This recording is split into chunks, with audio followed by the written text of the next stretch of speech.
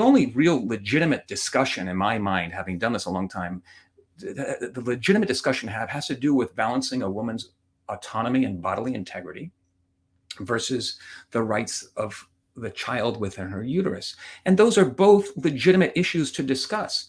I mean, as men, we've got to be careful talking about this, but I'm very big into my own bodily integrity and autonomy.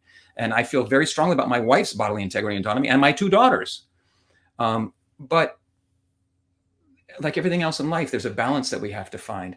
And, the right to swing your fist ends just before it hits my nose. So when somebody talks about the my body, my choice arguments, I agree where I can. And I tell them that I fully support the right of a woman to control and do what she wants to her own body.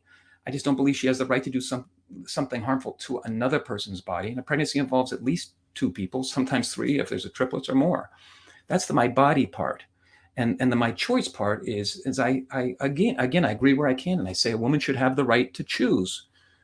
The right that we're talking about is not to choose whether or not to kill her baby. It's to choose whether or not to have sex. And if she's going to choose to have sex with knowing there's a risk she may create a living human being inside her, then society has to ask that woman to endure that hardship for months and a significant hardship if the only alternative is killing a child. Because this balance issue, the balance of the burden on a woman in the end, and I don't say this lightly, is an issue of lifestyle. It's a burden on her lifestyle, and it's temporary. And the right, if we look at the right of the child, it's the right to not be killed. It's the actual right of life itself, and the right of lifestyle versus life. Life trumps lifestyle. So I always say I'm also very pro-choice.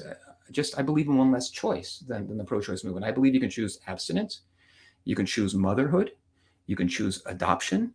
You just can't choose to kill your child.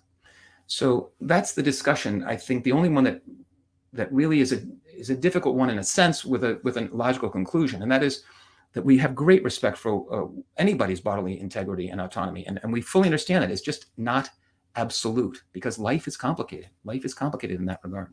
Yeah,